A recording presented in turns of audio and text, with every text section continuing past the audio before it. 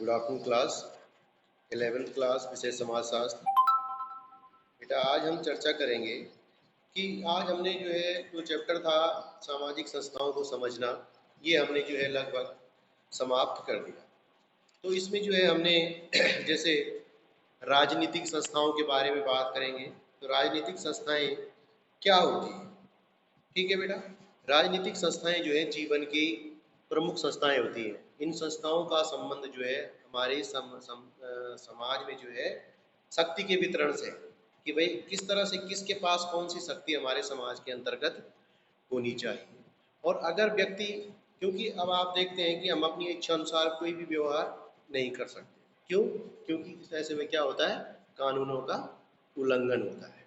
इसलिए अगर शक्ति का जो है वितरण नहीं किया जाए तो समाज क्या हो जाएगा, अव्यवस्था फैल जाएगी, निरंकुश हो जाएगा।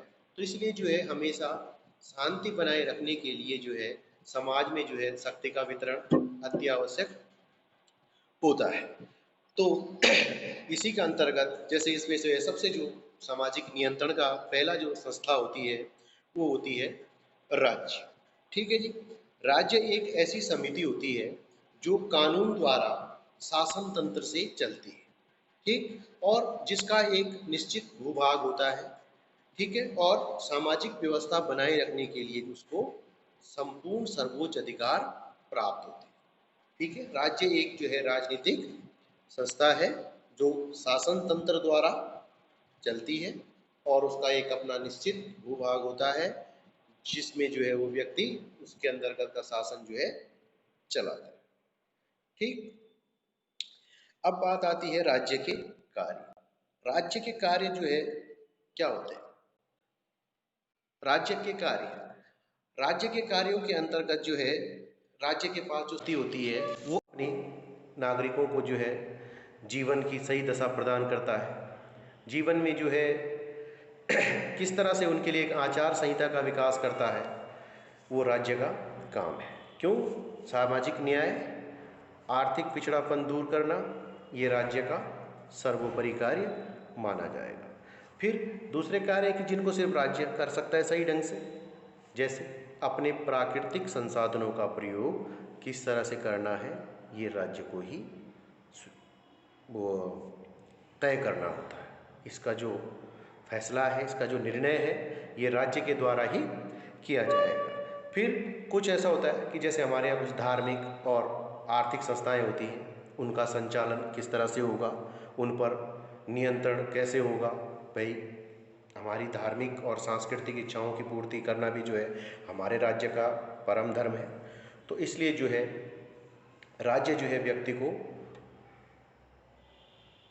धार्मिक संस्थाओं, सांस्कृतिक संस्थाओं के प्रबंध की भी छूट देता है, उसमें भी अपना योगदान देता है। ठीक, फिर है जिन्हें राज्य कर ही नहीं सकता। कुछ कार्य ऐसे हैं कि जो राज्य कर ही नहीं सकते।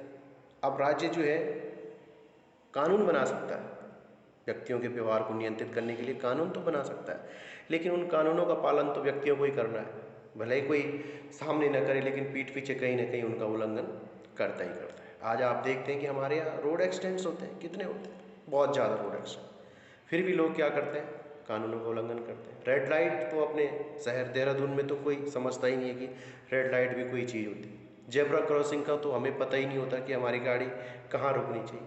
राज्य क्या कर रहा है? कानून तो राज्य ने बना दिया है कि भाई, लेकिन फॉलो किसको करना है? हमने करना है, और करवाना किसने है? कानून व्यवस्था ने, प्रशासन ने कराना है। लेकिन प्रशासन भी किस हद तक आपके घर थोड़ी आएगा। तो जहां हमें मौका मिलता है हम उसको, हमारे व्यवहार को नियंत्रित नहीं कर पा रहा राज्य। कानून बना के हम पे सीमाएं तो लगा रहा है, लेकिन मानव व्यवहार को नियंत्रित नहीं कर पा रहा है। फिर राज्य और सरकार में क्या अंतर होता है? राज्य का जो है अपना एक निश्चित भूभाग है, ठीक, और सरकार क्या होती है? जिसका संगठन किया जाता है, जिसको चुना जाता है। ठीक, अब आती है बात आर्थिक संस्थाओं की। तो आर्थिक संस्थाओं में जो है व्यक्ति की जो है सबसे मूलभूत आवश्यकताएं होती हैं, भोजन, वस्त्र और आवास। और इन्हीं आवश्यकताओं को पूरा करने के लिए समाज में आर्थिक क्रियाओं का जन्म होता है। ठीक, तो इस तरह से जो है आर्थिक क्रियाओं को सबसे पहले आर्थिक संस्थाएं, इसके लिए संस्थाएं भी बनाई जाती हैं। व्यक्ति जो है सहकारी संस्थाओं का निर्माण करता है, जिसमें जो है कई व्यक्ति शामिल होते हैं जो बिजनेस करते हैं, उनका लाभ भी, जैसे सहकारी समाजवाद हम इसको कह सकते हैं कि 100 व्यक्तियों ने मिलकर एक फैक्ट्री खोली, उसमें काम किया, पूंजी निवेश किया, जितना लाभ हुआ उन 100 व्यक्तियों में बराबर वो बांट दिया, सहकारी समाजवाद। तो इस तरह से जो है आर्थिक संस्थाएं, संपत्ति आती है, संपत्ति जो हमारी पैतृक भी हो सकती है या हमारी अर्जित भी हो सकती है। इसका अर्थ है कि मनुष्यों के नियंत्रण में जो है पूरा उस पर अपना नियंत्रण, हमारा मालिकाना का हक अपनी संपत्ति पे होता है। फिर आर्थिक संस्थाओं में श्रम विभाजन भी आता है। श्रम विभाजन के अंतर्गत जो है हर काम को जो है अलग अलग व्यक्ति करते हैं, ठीक। तो श्रम विभाजन भी आपने देखा। फिर इसमें धर्म के बारे में हमने पढ़ा कि धर्म से आप क्या समझते हैं, धर्म हमारा क्या क्या हमारे लिए जो है किस तरह जरूरी है। धर्म किसी आध्यात्मिक शक्ति से जो है हम आस्था रखना ही धर्म होता है, उसी को हम धर्म कह सकते हैं। शक्ति किसी भी प्रकार की हो सकती है, दैवीय भी हो सकती है और राक्षसी भी हो सकती है, ठीक है बेटा। अब यहाँ पे एक संस्था और आती है, सामाजिक संस्था, उसमें है शिक्षा, यानी कि एजुकेशन। शिक्षा जो है बहुत ही जरूरी है, आजीवन चलने वाली प्रक्रिया है। शिक्षा जो है ऐसी एक चीज़ है कि जिसको व्यक्ति जो है हमेशा जीवन भर प्राप्त करता रहता है।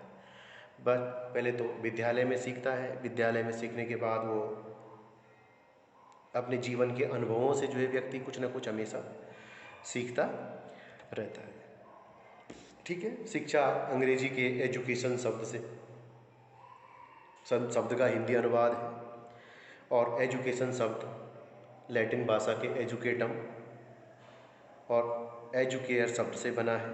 इन तीनों शब्दों का जो है अर्थ होता है विकसित करना, आगे बढ़ाना या बाहर निकालना, ठीक है। तो शिक्षा का उद्देश्य यही है, शिक्षा का कहने अर्थ यही है कि किसी व्यक्ति की योग्यताओं को जो है विकसित करना, उनको उसकी विद्वता को उसके बाहर निकालना। क्योंकि कभी कभी क्या होता है कि कुछ व्यक्ति ऐसे होते हैं कि जिनके अंदर बहुत ज़्यादा अपार संभावनाएं भरी होती हैं, अपार टैलेंट भरा होता है, लेकिन वो अपने उसका उपयोग नहीं कर पाते हैं। तो शिक्षा क्या करती है, उसके गुणों का विकास करके उसके अंदर से उन चीज़ों को बाहर लाती है। बाहर निकालने का मतलब ये नहीं है कि उसको बुद्धिमान से जो है मंदबुद्धि बना देना, नहीं, उसकी जो क्षमताएं हैं उसका विकास करना। विकास कब होगा, जब वो बाहर निकालेगा। अब मानो आप पढ़ते हैं तो आपने पढ़ाई की, आप 5th करा, आपने 10th किया, आपने 12th करा, आपने जो है 12th करने के बाद आपने 10 साल तक कुछ नहीं देखा, पढ़ाई नहीं, तो आप क्या करेंगे, उसको भूल जाएंगे। अगर 12th पास करने के बाद लगातार आप पढ़ रहे हैं या किसी को पढ़ा भी रहे हैं,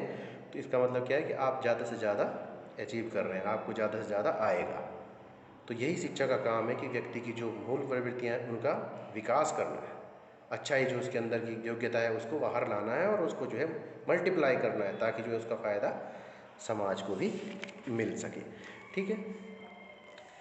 तो इस समय जो है शिक्षा की जो विशेषता होती है, ये आजीवन चलने वाली प्रक्रिया है, गत्यात्मक है, एक से दूसरी जगह जाती है, परिवर्तन है। शिक्षा जो है परिवर्तन, सामाजिक परिवर्तन का जो सबसे बड़ा आधार है वो शिक्षा ही होती है।